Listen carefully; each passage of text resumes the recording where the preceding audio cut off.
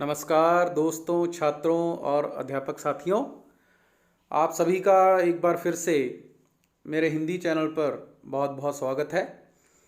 तो आज की हिंदी क्लास में विषय है वचन बदलो। नंबर्स भी इसे कहते हैं इंग्लिश में।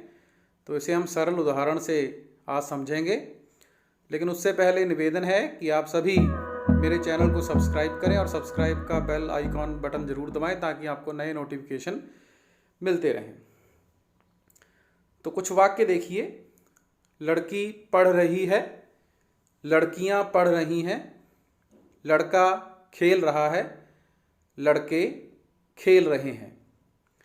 इन सभी वाक्यों को गौर से देखिए और अंतर समझिए। इनमें क्या अंतर है? लड़की, लड़कियां, लड़का, लड़के। तो मेरे ख्याल से आपको ये बात समझ में आ गई हो गई कि इनमें जो भेद है वो किस चीज़ का है? संख्या का है। तो आइए अब हम टॉपिक पर बढ़ते हैं। वचन या नंबर एक संज्ञा, सर्वनाम, विशेषण और क्रिया आदि की व्याकरण संबंधी श्रेणी है जो इनकी संख्या की सूचना देती है। नोट कीजिए, किसकी सूचना देती है? संख्या की सूचना। मतलब ये एक हैं या दो हैं। अधिकांश भाषाओं में दो वचन ही होते हैं, एक वचन और बहुवचन। अब संस्कृत में द्विवचन भी होता है, लेकिन यहाँ हम सिर्फ हिंदी की बात करेंगे। तो हिंदी में एक वचन और बहुवचन ज़्यादा चलता है, तो उसके बारे में मैं आपको आज यहाँ समझाऊंगा और उदाहरण दूंगा। तो सबसे पहले वचन की परिभाषा, जिसमें हमने एक वचन और बहुवचन पढ़ा। शब्द के जिस रूप से एक ही वस्तु का बोध हो उसे हम क्या कहते हैं? एक वचन कहते हैं। जैसे लड़का, गाय, सिपाही, बच्चा, कपड़ा, माता, माला, पुस्तक, स्त्री, टोपी, बंदर, मोर। और जिस रूप से अनेकता का बोध हो, यानी वो अनेक हो, जिसकी संख्या ज़्यादा हो, उसे बहुवचन कहते हैं। जैसे लड़के, गायें, कपड़े, टोपियाँ, मालाएं, माताएं, पुस्तकें, वधुएं, गुरुजन, रोटियां, स्त्रियां, लताएं, बेटे आदि। तो आइए अब पुस्तक में दिए गए जो परिभाषा है उस पर बात करते हैं। यहाँ वाक्य दिए गए हैं। बच्चा खा रहा है, मैं घूमने जा रहा हूँ। और ख भाग में दिया है, बच्चे खा रहे हैं, हम घूमने जा रहे हैं। तो यहाँ से बच्चा का बच्चे हो गए, मैं का हम हो गया। तो इनमें बच्चा तथा मैं शब्दों एक की संख्या का पता चल रहा है, तथा ख भाग में वाक्यों में बच्चा तथा हम शब्दों में से एक से अधिक संख्या का पता चलता है। तो वचन का संबंध किससे है? गिनती से है। अतः शब्द के जिस रूप से उसके एक अथवा एक से अधिक होने का पता चले उसे वचन कहते हैं। अब वचन की पहचान कैसे की जाए? वचन की पहचान संज्ञा, सर्वनाम या क्रिया से होती है। अब जैसे संज्ञा में देखिए क्या है? कुत्ता संज्ञा है, कुत्ता भौंक रहा है, कुत्ते भौंक रहे हैं। तो कुत्ता और कुत्ते एक वचन या बहुवचन इसमें आ गया। इसमें कुत्ता तथा कुत्ते जातिवाचक शब्द हैं जिनसे क्रमश एक वचन तथा बहुवचन का पता चलता है, क्रमवार पता चल रहा है। और सर्वनाम में क्या हो रहा है? मैं पढ़ रहा हूँ, हम पढ़ रहे हैं। तो इसमें किससे पता चल रहा है? देखो, मैं क्या है? मैं सिंगल आदमी हो गया ना, एक आदमी हो गया, हम बहुत सारे हो गए। तो इससे भी हमें एक वचन तथा बहुवचन का पता चलता है। मैं एक आदमी के लिए प्रयोग होता है और हम अगर अधिक आदमी हो तो उनके लिए प्रयोग होता है। तो इस प्रकार हम संज्ञा या सर्वनाम से वचन की पहचान भी कर सकते हैं। आगे देखिए, क्रिया से बालक खेल रहा है, बालक खेल रहे हैं। देखो इसमें क्या हो रहा है? रहा है और रहे हैं। तो रहा है मतलब एक वचन, रहे हैं बहुवचन। तो इससे भी पता चल जाता है। एक वचन के स्थान पर बहुवचन का प्रयोग, जैसे हिंदी में कई बार एक वचन वाले शब्दों का बहुवचन के रूप में प्रयोग होता है। जैसे सभापति पधार चुके हैं। तो जहाँ पर हम किसी को रिस्पेक्ट देते हैं या आदर से बोलते हैं, वहाँ पर सभापति पधार चुके हैं मतलब सभापति एक ही है, लेकिन आदर के प्रकट करने के लिए उसको हमने ऐसा लगा दिया है, पधार चुके हैं। और कुछ लोग कई बार स्वयं को बड़ा या महान प्रकट करने के लिए मैं की जगह हम सर्वनाम का प्रयोग करते हैं। जैसे मंत्री जी ने मुझसे कहा हम आपका काम करवा देंगे, है ना। अब हिंदी फिल्मों में राजकुमार भी हम बोलता था, हम ऐसा कर देंगे, हम ये हैं, हम वो हैं। तो यहाँ पे क्या होता है, कई बार हम जो है वो अकेले आदमी के लिए भी प्रयोग होता है। तो जहाँ कोई आदमी अपने आप को बहुत बड़ा, महान या मतलब प्रतिष्ठित व्यक्ति सिद्ध करने के लिए मैं की जगह पर क्या प्रयोग करता है, हम शब्द का प्रयोग करता है। उत्तर प्रदेश में आप चले जाए, वहाँ पर भी हम ज़्यादा बोला जाता है अकेले आदमी के लिए। कई बार अभिमान, स्वाभिमान प्रकट करने के लिए भी एक वचन की जगह बहुवचन का प्रयोग होता है। जैसे तुम्हें हमसे बेहतर कोई नहीं मिलेगा। अब यहाँ पर हम बहुत सारे लोग नहीं हैं, यहाँ एक ही आदमी है। कई बार अधिकार प्रकट करने के लिए भी एक वचन की जगह बहुवचन का प्रयोग होता है। जैसे श्रीमान जी हमारी बात सुनिए, ठीक है। प्राण, लोग, दर्शन, होश, हस्ताक्षर, आंसू आदि का प्रयोग प्रायः बहुवचन में होता है। जैसे प्राण, देखो जैसे डर के मारे उसके प्राण निकले जा रहे हैं, तो उसके कई प्राण नहीं है, एक ही प्राण है। आप लोग कब पधारे, तो इसमें यहाँ बहुत सारे लोग नहीं है, एक एक के लिए ही प्रयोग हो रहा है। उसके तो दर्शन बड़े दुर्लभ हो गए, यहाँ पर भी एक वचन ही है। सांप देखते ही उसके होश उड़ गए, है ना, तो इसमें एक ही सांप है। मैंने दस्तावेज पर हस्ताक्षर कर दिए, तो यहाँ पर भी हस्ताक्षर एक वचन के तौर पर प्रयोग हो रहा है। तो ये कुछ अपवाद भी हैं, या इस पर कुछ जैसे आदर के तौर पर या स्वाभिमान के तौर पर कुछ भावनाएं जुड़ी हुई हैं, तो जहाँ पर एक वचन या बहुवचन के कुछ बिंदु गड्ढमड्ढ हो जाते हैं, आपस में मिल जाते हैं। बहुवचन के स्थान पर एक वचन का प्रयोग भी होता है। जैसे पानी, वहाँ बहुत सारा पानी इकट्ठा हो गया है। अब यहाँ पानी, वर्षा, जनता आदि अधिकता का बोध कराने वाले शब्द हैं, लेकिन एक वचन में भी प्रयोग हो रहा है। वहाँ बहुत सारा पानी इकट्ठा हो गया, तो पानी तो एक ही है ना, तो बहुत सारा पानी, कई पानी तो नहीं है। तो यहाँ पे पानी का प्रयोग बहुवचन के स्थान पर एक वचन के तौर पर ही हो रहा है। इसी प्रकार वर्षा, 2 दिन से लगातार वर्षा हो रही है। नेताजी का भाषण सुनने के लिए जनता उमड़ पड़ी, तो यहाँ पर भी एक वचन के तौर पर प्रयोग उसका हो रहा है। सोना बहुत महंगा हो गया है। धातुओं का बोध कराने वाली जातिवाचक संज्ञाएं भी एक वचन के रूप में प्रयुक्त होती हैं। चांदी सोने से सस्ती है। सारा लोहा ट्रक से उतरवा लिया गया। तो यहाँ पर आप इसके वचन नहीं बदल सकते, जैसे सोना सोने नहीं कर सकते, चांदी चांदियाँ नहीं कर सकते। तो यहाँ पे एक वचन बहुवचन दोनों एक ही हैं। विभक्ति चिन्ह रहित शब्दों के बहुवचन, जैसे देखो विभक्ति चिन्ह रहित शब्दों के बहुवचन रूप निम्नलिखित नियमों के आधार पर बनते हैं। अकारांत स्त्रीलिंग संज्ञाओं के अंत में आ को ए करके, जैसे आंख, आंखें, बहन, बहनें, गायें, गायें, सड़क, सड़कें, ये सबके वचन बदल दिए गए हैं।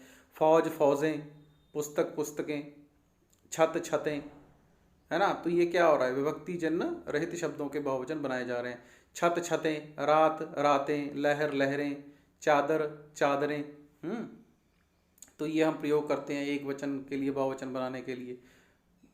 फिर देखो आकारांत पुल्लिंग, यानी जिसमें आ की मात्रा को हम बदलते हैं, उसके अंत में आ के स्थान पर ए लगा देते हैं। लड़का, लड़के, ठेला, ठेले, बेटा, बेटे, घोड़ा, घोड़े, फिर चीता, चीते, मेला, मेले, रुपया, रुपए, है ना, बच्चा, बच्चे। तो ये आप छोटी कक्षाओं में भी आप लिखते रहते हैं, बच्चा, बच्चे, रुपया, रुपये, मेला, मेले। तो चाचा, मामा, नाना, दादा आदि के रूप बहुवचन में परिवर्तित नहीं होते। वो हमेशा, जैसे चाचा का वचन आप क्या बदलोगे, चाचा का चाचे नहीं कर सकते, चाचा का चाचा ही रहेगा, मामा का मामा ही रहेगा, नाना का नाना ही रहेगा। तो इस बात का भी आप ध्यान रखो कि जरूरी नहीं है कि हर शब्द का वचन बदला जाए। तो कुछ ऐसे शब्द हैं जिनका वचन नहीं बदला जा सकता। दादा तो दादा ही रहेंगे, उसमें क्रिया बदल सकती है। फिर अकारांत स्त्रीलिंग शब्दों के अंत में ए लगाकर, जैसे बाला, बालाएं। देखो इसमें आपने एक ध्यान रखना है कि जब भी आप इस प्रकार ए लगाएं तो उसके ऊपर क्या लगेगा, चंद्र बिंदु का प्रयोग होगा। बालाएं, शाखा, शाखाएं, देखो चंद्र बिंदु जरूर लगाएं। सूचना, सूचनाएं, कला, कलाएं, रचना, रचनाएं, माला, मालाएं, घटना, घटनाएं, कविता, कविताएं। तो इसी प्रकार उकारांत और औकारांत स्त्रीलिंग शब्दों में ए लगाकर, यदि एक वचन में किसी शब्द का अंतिम स्वर ऊ होता है, जैसे ऋतु, ऋतु में ऊ लगा हुआ है, तो ए लगाकर बहुवचन बनाते समय दीर्घ स्वर ऊ को ह्रस्व ऊ में बदल दिया जाता है। जैसे बहु, बहुएं। अब देखो यहाँ पे ऊ लगा हुआ था तो उसको ए लगा दिया, ऊ को ए कर दिया, तो अब वचन बदला जाएगा, बहु, बहुएं। वैसे आप अगर शब्द को ध्यान से देख लें तो आपको समझ में आ जाएगा। आम बोलचाल की भाषा में भी हम ऐसे ही बदलते हैं, ऋतु, ऋतुएं, है ना। एक ऋतु, गर्मी की ऋतु, ऋतुएं कई ऋतुएं हो गई। वस्तु, वस्तुएं, वस्तु एक चीज़ है, वस्तुएं कई बातों का बोध कराती हैं। इसी प्रकार धातु, धातुएं, वधु, वधुएं, धेनु, धेनुएं, गौ, गौएं। तो इनको आप जरूर आप कॉपी पे लिखते रहो, आपको सभी कक्षाओं में ये काम देंगे, छठी से लेकर 10th तक या छोटी कक्षाओं में प्राइमरी लेवल पर भी सभी जगह इसी प्रकार वचन बदले गए हैं या बदले जाते हैं। फिर देखिए इकारांत या ईकारांत, छोटी ई या बड़ी ई के अंत में या लगाकर, जैसे रश्मि, रश्मियाँ, गति, गतियाँ। जाति का वचन बदलो, जातियाँ।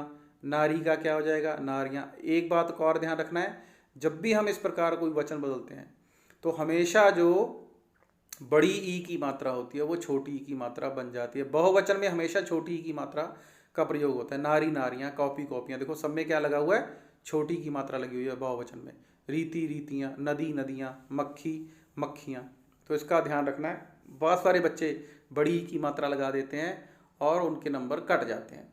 खटी, खटिया, देखो खटियाँ, यहाँ पे आ लग गई, खटिया, खटियाँ। डिबिया, डिबियाँ, डिबियाँ। देखो चंद्र बिंदु लग गया तो उसके बोलने में, उच्चारण में फर्क पड़ गया। डिबिया, डिबियाँ।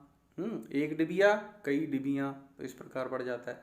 बिटिया, बिटियाँ, लुटिया, लुटियाँ, चूहिया, चूहियाँ, चिड़िया, चिड़ियाँ। देखो चिड़िया एक चिड़िया और चिड़ियाँ मतलब कई चिड़ियाँ। इसी प्रकार अब इसमें क्या हो रहा है कि कुछ शब्द ऐसे हैं जिनके अंत में क्या लगता है, गण, वृंद, जन, वर्ग, दल आदि लगाकर बहुवचन रूप बनते हैं। जैसे छात्र है तो अगर वैसे तो हम छात्र का छात्रों भी लिख देते हैं, लेकिन बहुवचन अगर हम बनाएं तो इसका क्या बन जाएगा, छात्रगण। सिंगल शब्द में तो छात्रगण। गुरु, गुरुजन, गुरुजन कई लोग हो गए। शिक्षक, शिक्षक वृंद, है ना। भाषा प्रयोग हम क्या करते हैं, शिक्षक, शिक्षकों भी बना देते हैं, लेकिन बहुवचन में अगर हम देखें तो इसका क्या होना चाहिए, शिक्षक वृंद। टिड्डी, टिड्डी दल, तो इनके वचन नहीं बदले जाते। वैसे तो आप ओ की मात्रा लगाकर बदल देते हैं, टिड्डी, टिड्डियों, लेकिन सिंगल शब्द में इसी प्रकार इसका विभक्ति बदलेगी। फिर है एक वचन बहुवचन में, जैसे फल। अब फल का वचन नहीं बदला जा सकता। फल एक के लिए भी है, फल कई के लिए भी है। वहाँ फल पड़ा है, वहाँ फल पड़े हैं। साधु, साधु, व्यक्ति, व्यक्ति, घर, घर, मुनि, मुनि।